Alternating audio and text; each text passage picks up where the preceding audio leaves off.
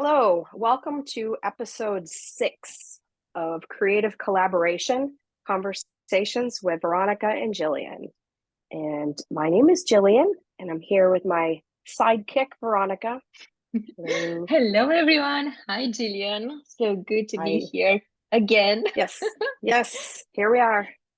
And today's topic, it's a little bit different than ours, but very connected because it is the key of any business, actually. We'll be talking about marketing and sales and how do they connect? And is marketing replacing sales? Because that's quite common to hear between, I don't know, your clients, but my clients, or is a misunderstanding when one ends and one begins. So I think this will be a fun topic to chat about. What do you think?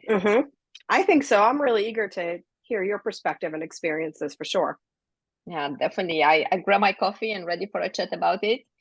But before we dive into this topic, any fun thing happened this week, or did you discover anything new, or anything you want to share with us?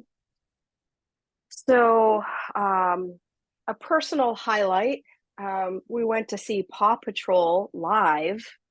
So for any parents out there, you definitely know about Paw Patrol, I'm assuming. So we got to bring my little guy to go see Paw Patrol. So that was, a peak moment. But back to us in business and our podcast. No, I think, well, the only update I'll have for today is just to thank you again for introducing me to Michael. It was a few weeks back. And since you introduced me to him, he and I have had several conversations, and he has now introduced me to other folks. So I've had a great conversation with Chris and also with Tanya, and then other referrals following through those two channels. So anyhow, some really great conversations. So I think of it as like this concentric circles, like we get one referral, like how many layers deep on that referral can you go? And it creates a really interesting context. So you seem to be the hub of several conversations or several introductions for me. And I know many other people. So I just wanted to call that out and thank you for that. Oh, thank you. You're so sweet. And Sure. I think we had an episode about the power of network. It wasn't the power of networking, but how to use networking in your business and how is that influencing. Actually, if it comes back to today's topic, because that has direct influence in your business strategy, in your sales and marketing and approach. So that's a reminder how important it is to just introduce everyone. And just be open to have a chat. So I'm so happy to hear about that development. Yeah. How about yourself? What's new for you? Actually, I was we are competitors and we do run a podcast together. So I got curious and I started Googling like what other interesting collaborations between competitors are out there. And I came across different examples, but one actually struck me. It's between Burger King and McDonald's. And I don't know if you're aware, but actually they had a campaign in 2019 was for, if I'm not wrong, if my memory serves me well, McDonald's was running a campaign to raise money for cancer. And they had like for every burger that you are buying, they will donate $2 to the specific foundation. I don't remember the details, but I think I can find the link and share it. And actually what Burger King did, they stopped selling the Whopper for one day, encouraging everyone to go to their competitor and buy it for a good cause. So I love that example and I really wanted to share it because that should inspire all of us, as long as the objective and the goal is a good one. And what better one than helping people with cancer, raising funds for them. You can actually put the profit aside for a second and think, how can I achieve what I want to achieve? So I love that example. Yeah, for sure. That's a great one. And I think also it makes me think about one of our kind of common values and perspectives is looking at an abundance, having an abundance mentality as opposed to a scarcity mentality. And if you adopt that view and really are also looking longer term, then you aren't as sensitive or resistant to giving up some short-term benefit Instead, you understand the longer term value. So I feel like that's a good example of that too. Yeah, that's a good thing. Everything goes back. What's your purpose as a company, Yeah. and what are your values actually? What do you want to serve? Yeah. And that's Yeah. very speaks to me. That Yeah. really Sure. speaks to Sure. me. So tell me But sales and marketing. So tell me oh, what you have. So let's chat. Let's see how much we can pack into our time today. But I'm interested in whichever angle you want to go first. I'm interested in the experience like for your clients or how you approach sales and marketing for your clients. And I'm also interested in how you approach sales and marketing for your own business. So mm. however, I'll throw up two and you grab whichever one is It's meatier for you. It's so funny because at the beginning, so I launched a company in 2017, Spin Ideas. And what I did every week, I wrote an article. I Mm, stopped for a couple of times. I stopped since then, but I should go back to that habit. It was a good, healthy habit to mm, write. But one of the articles was actually marketing and sales, a love affair, because I find it so mm, hard you can't really take one um, just talk about one and not the other, but they are not the same thing. And what I feel, a mm, lot of people are confusing them, and a lot of my mm, clients at the beginning kind of confuse them, because it's mm, true, when you do marketing, the goal is to actually get more clients and to increase the profit and the revenue. And a business means getting clients and having a profit, right? That's the definition of the business. But still, they're not the same thing. And each of them are mm, serving different purposes. Like marketing is the one promoting the company, presenting the message, putting it out there, defining who you are as a company and your clients and what do you want to do, how you get them. However, for me, the sales is actually the last part when you're going and mm, negotiating, you're closing the mm, deal. And it's a mhm, different set of skills that you are you're employing and you're just using, but you can't really take one without the other, because if you're not doing a good job with your marketing, it's very hard to mhm, actually get a client. And if you're mhm, focusing only on the client, I think you're actually working way more, because you don't have a proper identity of your company out there, and people don't really understand who you are. You need to spend time one on one with each of them to mm, sell them. mm, So mm, it's very hard. It's such a fine line between them. What do you mm. think?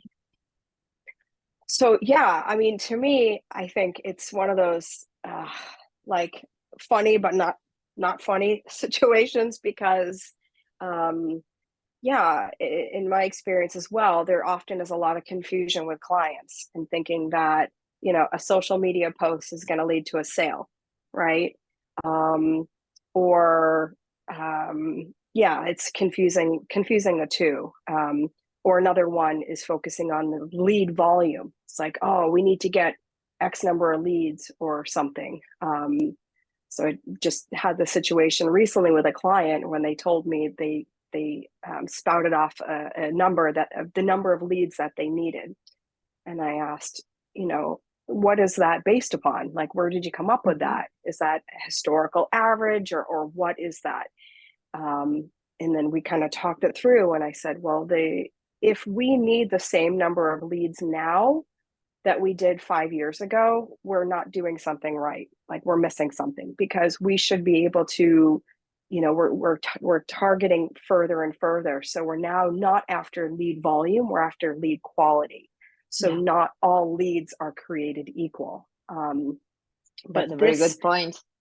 yeah, this whole conversation about the marketing side and the sales side has been, yeah, it's a repetitive conversation and one of the kind of pillars of how we have worked to educate clients.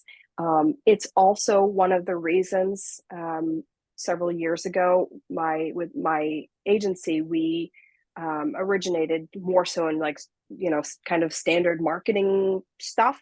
But we began to incorporate process development and process improvement because we were seeing, again and again, that clients were having what I always call like the hole in the bucket syndrome, Mhm. where we're, producing leads, but if they're not able to close those leads or not able to maintain the volume, the service to that volume of leads, there's something else going on. And so we began to work on looking at the sales process.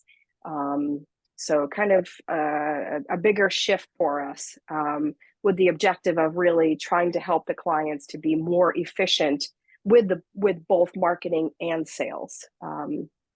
That's one of the things that we've done. Yeah, go ahead. I do connect with that, because one of my questions, especially when we are setting up goals, like, the SPID methodology, one of the steps is setting up goals. So we know what do they want to achieve with the strategy. And everyone, without any exception, like literally everyone says, we want more sales. Yeah, and always. That's fine. Yeah. But then you start asking them, okay, what does that mean? How many clients do you need? How much is realistic that you are able to deliver? And you have a high quality, and then you go a step further. So you want, let's say, 10 clients per month, just an example. What's your conversion rate? How many leads you have? What are the places you get the clients? So we know what tactics we should involve and everything. And what I'm realizing, there are exceptions. I'm not gonna lie, there are some exceptions, but the majority, they get lost because they don't really know how much time do they actually allocate. They don't know what actually is working, and they got lost. So this way, actually, you do need the marketing, because the marketing creates this playground for you to identify how do your clients perceive, how do they come to you, what should you do in order to get them, and to get these procedures and these funnels to serve. And then you need to look at the sales process that goes hand in hand, but still is slightly different and a different conversation that you are having with them. Yeah, no, for sure. So I don't know if you do this with clients or if this comes up or if you frame it differently. But one of the kind of tangible examples, kind of frameworks and language we work on using to educate our clients is about MQLs and SQLs, right? So marketing qualified leads and sales qualified leads.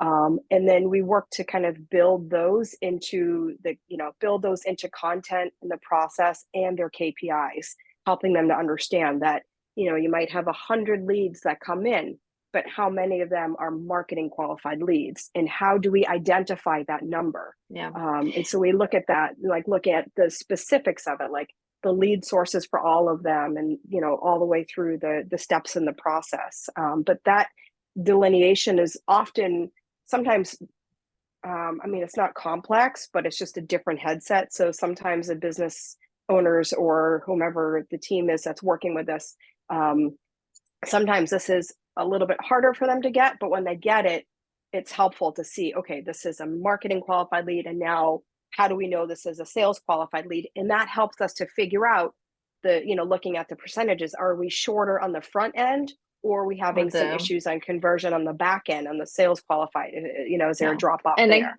And so actually, you notice actually a lot of the times the problem is in the sales process. I don't know about you. That's it. Yes. But they are not able to convert them, or not following the process, or just letting them go to waste. Completely. And so I have to share this because 100%. And so that was one of the reasons we began to incorporate process years back, is I had a client, tell us that they weren't getting enough qualified leads. And I was like, really? Tell me more about that. And so then I went full in, like spreadsheet heaven, and like documented, looked at everything. And I was able to come back and from give them some data-driven feedback about where their actual hole in the bucket was. And so that is what we used as kind of a turning point for us to therefore work more in the process side and looking at what their sales process was, because that's one of the tricky parts about, I think the challenging parts of being a marketing agency. It's like, it's easy. You're like, I hate to say it this way, but just speaking candidly from my own experience, it's easier to be like the scapegoat. If anything goes wrong, it's easy to say, we're not getting leads. And so if you're not prepared for how to answer that, or have data or some other way to kind of to share a different perspective, it can be difficult. And so I see that so often, that it is in fact a sales process problem. It's 100%. I agree with you. And I did work in a company in several companies where the sales department is seen above the marketing. When actually it makes no sense to me. And as you see, it gets my blood Yeah. right going high, Yeah. because they actually have, it's not an easy job to sell, but once that you have qualified leads, so if the marketing department provides the leads, should be an easy process. But actually the problem is not even the sales department of the marketing department, but the management. The management needs to understand you do need both departments. Actually, that's the Yeah. issue. And one Yeah. can't really go without the other, because you do have a different mindset when you're creating. One is when you have Yeah. to close, and then you have the sales process, and you have a different type of discussion with them, right? And a different Yeah. process, and you need to speed it up. You need to provide other information that are very targeted for that particular client. That is kind of impossible to do at that level of details when you're targeting a bigger mass of clients. Yeah. So you do it niche, but it's different, right? Depending also on the audience, if it's a B2B audience or B2C. But No, then, absolutely. Yeah. but then if you're, what I'm noticing in a lot of the companies, they kind of forget the marketing department.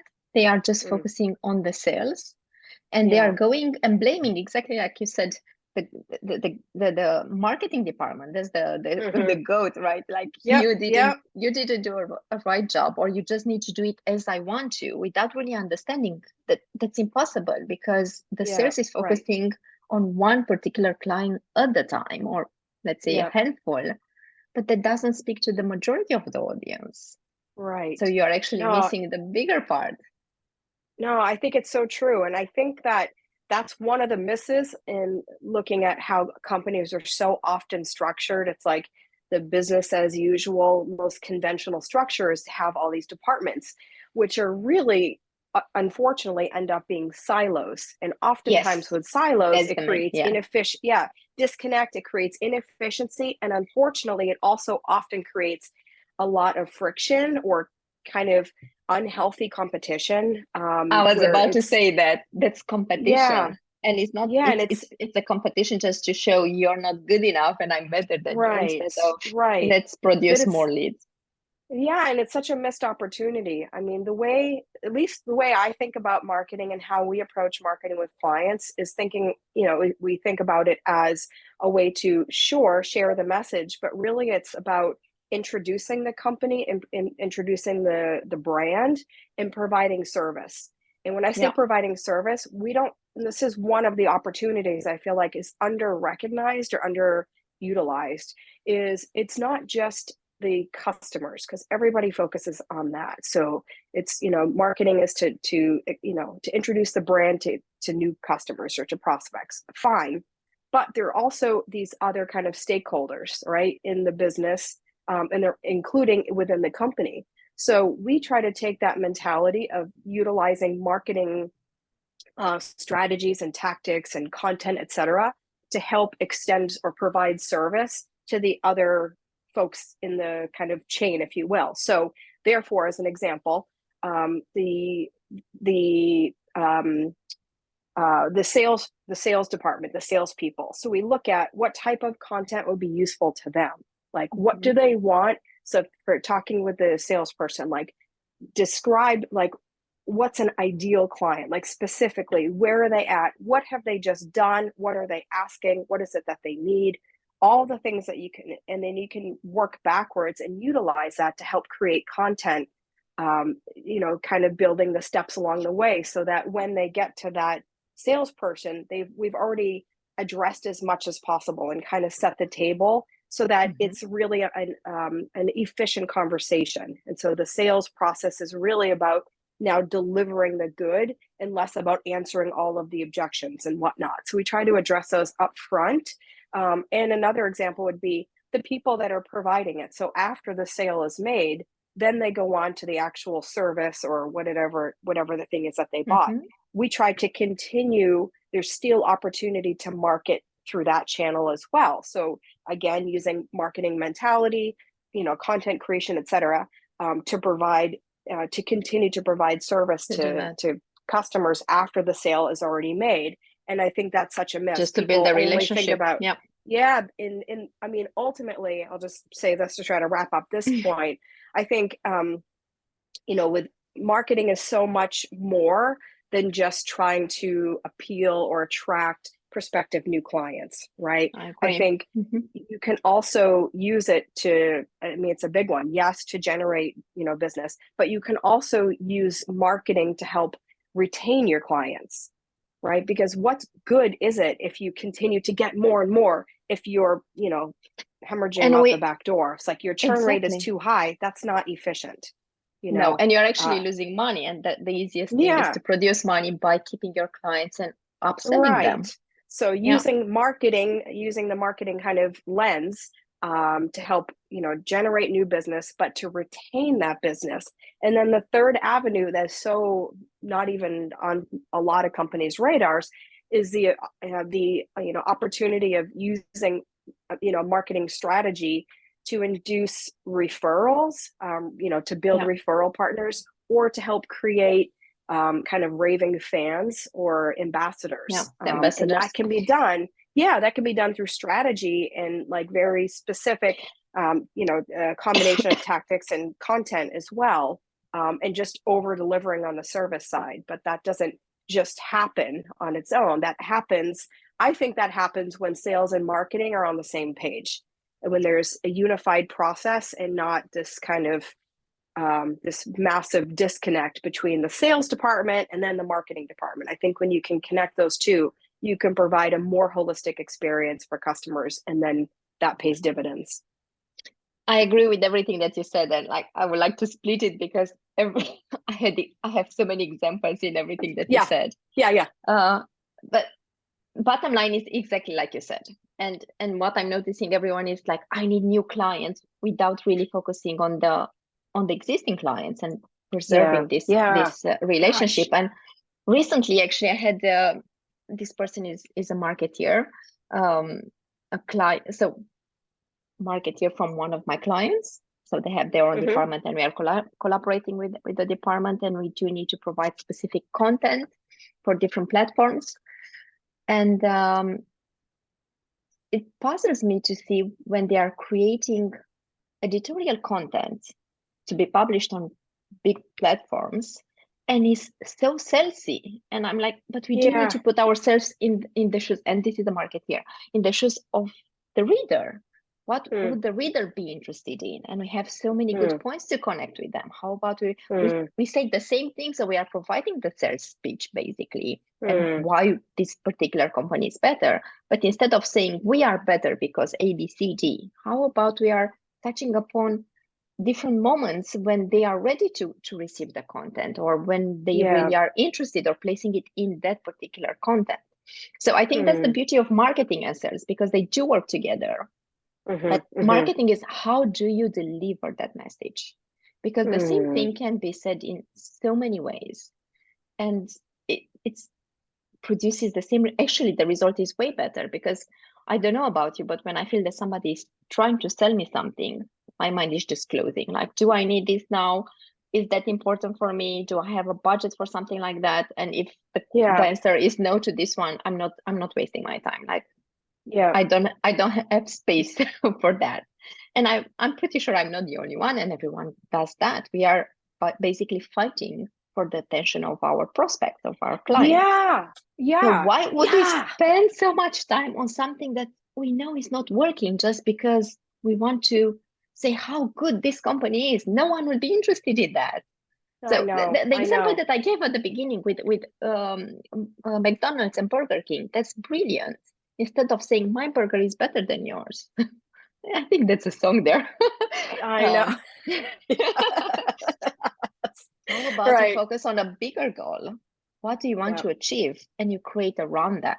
And then you can use different tactics. You can be creative. You can do partnerships. You can do like the referral that you spoke. I love referrals. I love partnerships, like what we are doing now. But that's also a moment when you are doing it.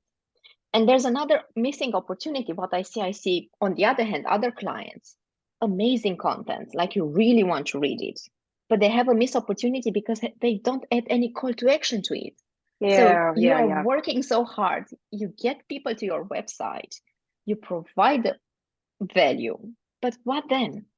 And on the other hand, their marketing department is talking about qualified leads and everything. but you're not doing anything to convert them. So that's a missing Yeah. opportunity in the process there. Yeah, I So want to extend on that. Can I jump in? Can I add one piece just to that? Because I go. feel like Of course. you just set the table like perfectly for what I was thinking. And I think it also speaks to this kind of disconnect between the marketing and sales. And also to your point about it's like we're competing for attention, and to get somebody to read something, or to get somebody to our website, and then to spend the time to fill out a form or something. That's like you've already passed several hurdles to get to that point. If somebody fills out a form, especially if it's a longer form with like a lot more information, which is a strategy and applicable in some circumstances. But if they Depending fill on out a form and the submit it, industry. yeah. If they actually fill out a form, there's a good indication like they are interested, right? They're Correct. interested, they're motivated, they're looking for something that you have to offer. That's right? your qualified lead. Yeah. So often it can be. It maybe not qualified, but at least they've at least 50% qualified because they're interested, right, in what it is that you have, right? But what I often see is on the sales side is kind of a short-sighted kind of knee-jerk. So and so the way I frame this is what happens when you don't apply like a sustainability lens to your leads. And so I guess another way to say that is the view that we take, and what's important to me is to really maximize every resource or asset that we have. And so a lead is an asset. And so when that lead comes in, it's like, first of all, to think about that's a human being, that's a person. So I know it's easier to talk about, we had 200 leads this quarter or whatever, but those are 200 people. And so you got the attention of 200 people. That's a lot, right? It's a lot. So now let's think about if you get the lead and now you reach out to them, your sales team reaches out to them. If there's no response, if they send an email or a phone call and they don't hear back, it's unbelievable to me how many clients would automatically say, oh, there's no opportunity there. Nope, it didn't. That's it. And they move on. And it's Actually, like, it's such I need to jump into this. Yeah. Because what I love this conversation. What I'm noticing even more, and I'm pretty sure all our listeners experience that and yourself. You get the lead, and a lot of times, for example, the best examples are the LinkedIn campaigns. When you get a message like you are qualified because you filled in a form, or you listen to something, or you subscribe to something, it doesn't matter. And you start receiving emails or receiving messages on LinkedIn. Basically, the sales process starts, right? Yeah. And then you are ignoring that process because you're not interested, or maybe it's not the right moment, or whatever reason. You're on holiday and you don't really care about that. Or you don't have time for it. And then they send a very similar message, because we do know there's a lot of technology now that creates these standard messages and this funnel to just get you from that qualified, from that lead to a prospect, to get you in the funnel. And that actually bothers me so much, because instead of treating me as a person, and both of us, we are very keen in that. Like for me, marketing is like it's a human centric approach in my perspective. They treat me as a lead, and they don't give me anything that actually connects with me. There are some that do it slightly better, but some that they just keep on repeating the same thing over and over. And then what really annoys me, they go into the emotional side, and they try to trigger you, saying, I see you're busy, or you're not interested, just tell me. And like, you didn't even ask permission for me to receive this email, and you're trying to manipulate everything. For me, that's very low marketing, what they're doing there. I'm not saying don't use LinkedIn, but do it purposely, do it from a human perspective. It's an amazing tool, but think about how you're using it. Because again, we are going back, that's a missing opportunity, and that's from the sales point of view. You're not treating people as people, you're treating them as just a number. Yeah, absolutely. So it reminds me, I have this one client, and so this has been one of the things that was a little bit mind-blowing for them to kind of get their heads around, is I recommended that when they have their leads, so first of all, leads that don't respond right away, to continue to pursue them, because we all are busy, life happens, Yeah. somebody's sick, we had to travel, who knows what, our, we had a flood or something else. So our thing, the rule. yeah, Apologies yeah, to that, but the rule of the sales, like a third of the people, you call them in the right moment, they become your client. A yeah, third, you do need to qualify and work a little bit. And third, they will never gonna be your client. What you need to work right. is those that you're not calling in the right moment. Right. And so to still make sure you follow up, but the Yeah. other piece that they would never have considered is even the leads that end up going to a competitor, going somewhere else, et cetera. I recommend to still like make a note to follow up with them, touch base in 3 to 6 months to see, hey, I know What's you happening? decided to go with company XYZ. We just wanted to make sure that your needs are being met, that you're good, and make sure everything is great. Like, because if you're approaching, and to your point, it's so much about people and Yes. service, right? So if Yeah. you reach out and your intention is that, it's like, it doesn't matter if they're having a really good experience with your competitor or not. It doesn't matter. What you're doing is proactively creating a Yeah. very positive impression, and you're demonstrating your brand perhaps more than anything else. And I that is a agree. way to kind of do something different and kind of step out from the norm, and you're going to be memorable. Yeah. And so, I do that agree with this client, approach. yeah, that client, later on talking with friends or family, and somebody asks, do you, for a referral, there's a good chance they're going to refer the company that they actually hired. But it's Mhm. not out of the question that they don't also say, but you should also talk to this one because they were Yeah. really helpful. Right. Well, And so I think there's like huge missed opportunity there. And not to say you want to spend all of your time chasing people that didn't want to work with you. That's not what I'm saying. I'm just saying to take the view of, these are people and you're trying to provide service and you're trying to demonstrate your brand, you're trying to demonstrate your culture, period. I think this is also, how do you work? Do you work based on values? Do you work in line with your Mm, purpose as a company? mm, What I do with spin ideas, actually, I go a step further, because if of course you're not going to connect with all the people or yeah. prospects, and sometimes what I do, actually, you still need marketing services. We don't connect. So how about I'm Mm-hmm. introducing you to other companies, like my competitors, Yeah. for example. Yeah. And Yeah. I did that a couple of times because that person actually needs help. And if I can help someone else and make a good connection, why not? It's Yeah. What's Absolutely. the point? And in return, I'm pretty sure that the wheel is round. So maybe they know someone Yeah. that doesn't connect with the person they are working, and they will Yep. introduce it to me. Or actually, it's not even with that purpose in mind when I'm making the introduction. Mm, But don't be mm, afraid. My point is, actually, don't be afraid to introduce people. So if you can't work mm. with them, if you don't connect with them, or if they just don't like your service, it's not 100% with what they need, just connect them with someone else. Yeah. No, absolutely.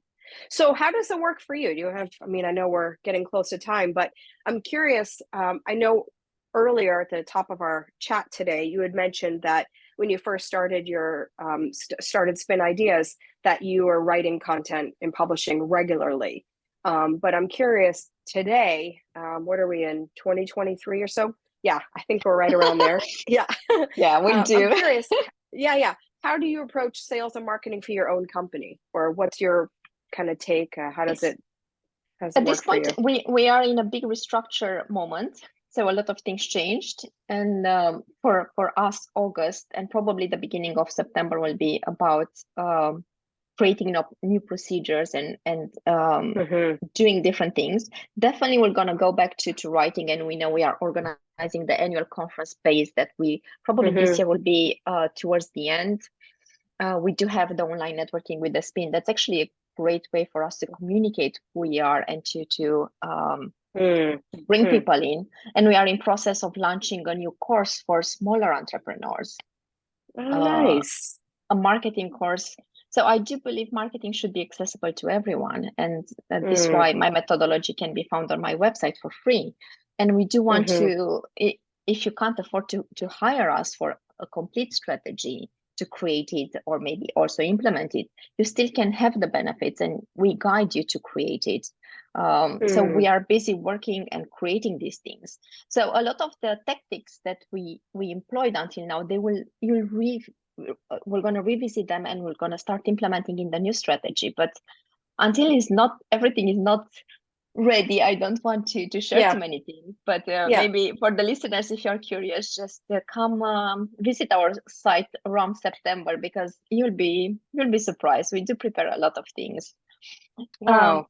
And the reality is, you do need to play, and this is what I keep on telling my clients. You do need to play, and by playing, what I understand is trying different things, trying events, trying speaking engagements, trying writing, being active on social media, different things, referrals, strategic partnerships. So we are not reinventing the wheel. Try everything, see how people react, and see what makes you the more authentic, what actually feels good for you as a brand. And then you'll identify what works for you. And I do feel Spin Ideas until now did play with a lot of things. We did play because I have an amazing team that is very creative. And I tend to, you have an idea, let's do it. Like, what's the minimum?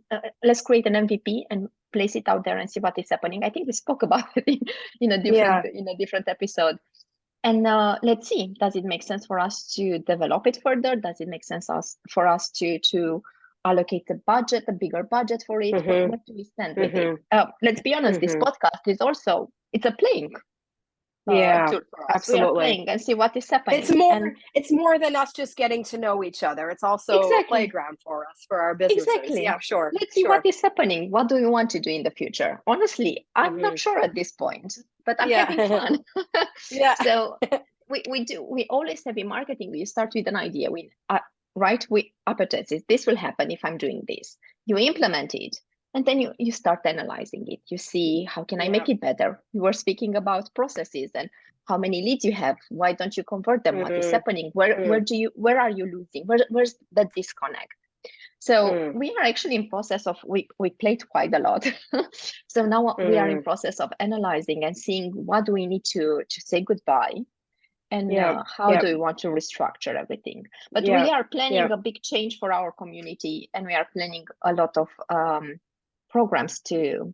There are actually not a lot of programs, but they are very impactful programs to implement and to make marketing more accessible to smaller companies, and to make sure, because marketing is not the same as sales. It does help you, but it's not the same.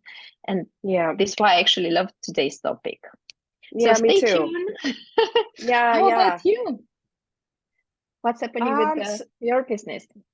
Yeah, so many things that we touched on today are so relevant, including what you were just mentioning.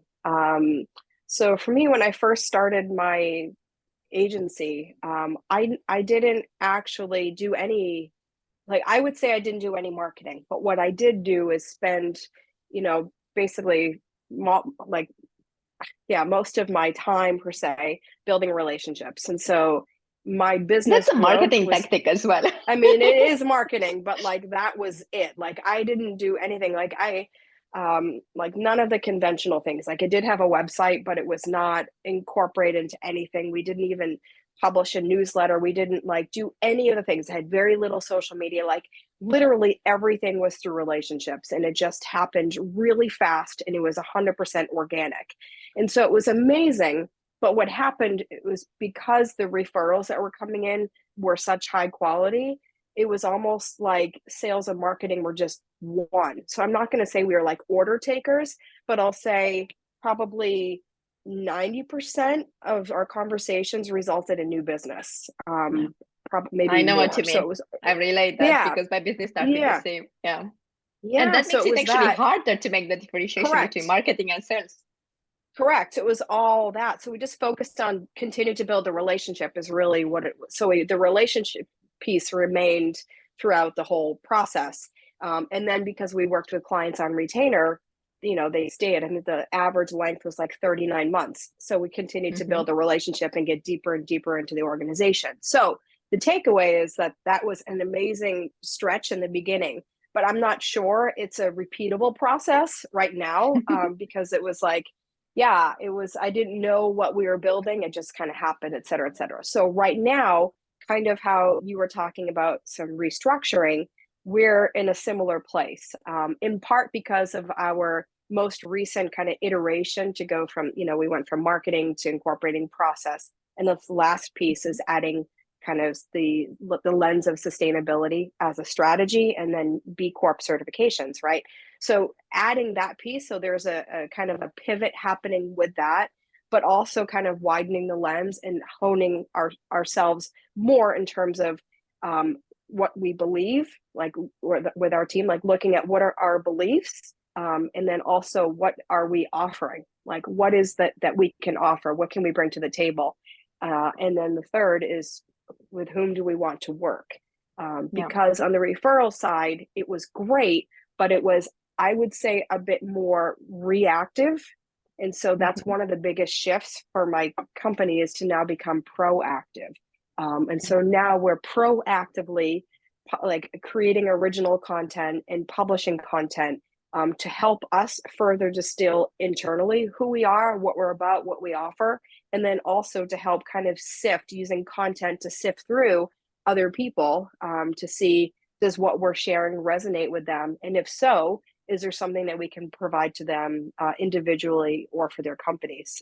So we're now kind of laying out, sales and marketing as kind of separate entities, more so than we ever have, I would say. I do relate to that, and actually, I think that's the main. I don't want to say issue, but let's use issue that every small entrepreneur or small companies, like entrepreneurs and small companies, they face. Especially my business started, like I had my first client before I opened because of my relationship. So I do connect with what you said, and they kind of came and you adapt to them while you're developing your own methodology or processes or what you're doing. So it is very reactive instead of proactive. Yeah. But that's not sustainable on long term, because that means you, like you, Jillian, and me, Veronica, and X, Y, and Z are the core of the company. If something happens to us, everything is going to collapse, because we are the ones providing our relationships, our skills of networking, and our ability to build that relationship is what is driving those sales, continue business and everything.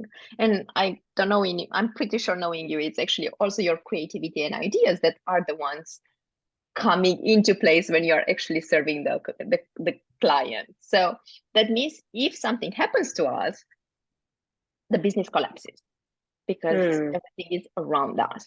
And that's not a healthy or sustainable or realistic way of running and growing a business, because then you act as a freelancer, basically.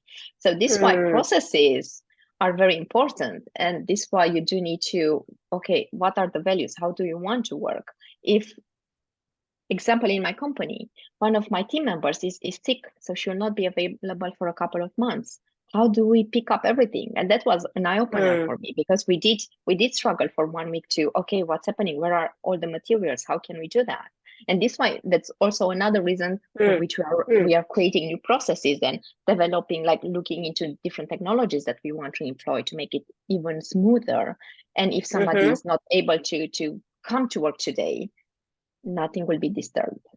Because if you involve everything around you as the owner, the CEO, or the founder, or however you want to call it, you are not a company. You are still you're just going to survive instead of actually growing, because the only thing that we have is our own time, and that you can't grow your own time. That's a limited resource, and your own energy.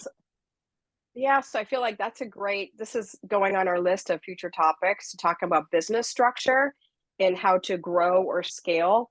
And the relationship between those two, because I definitely hear what you're saying.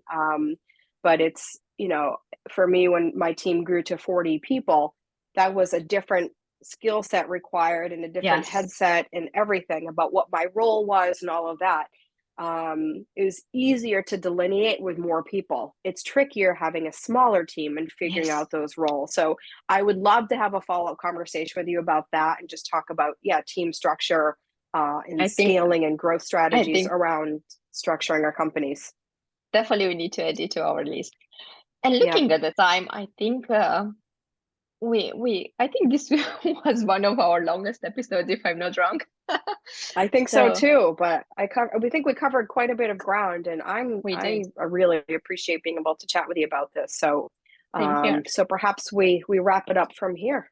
Yes, and I'm actually very curious, like always, to hear from our listeners. How do you perceive marketing and sales? What's the relationship between these two? Are you like us in the beginning of our business is putting us at the core of everything, or are you able to detach yourself from the process? Or if you have a bigger company, who is the lead? The marketing department, the sales department, or what's happening? Share with us. And Very also, curious to and hear. also, are your sales and marketing like siloed, or is there Yeah, any kind of collaboration between those two? exactly. But yeah, all right. So until next time, this is a wrap on episode 6. Thank you everyone for listening. See you next time.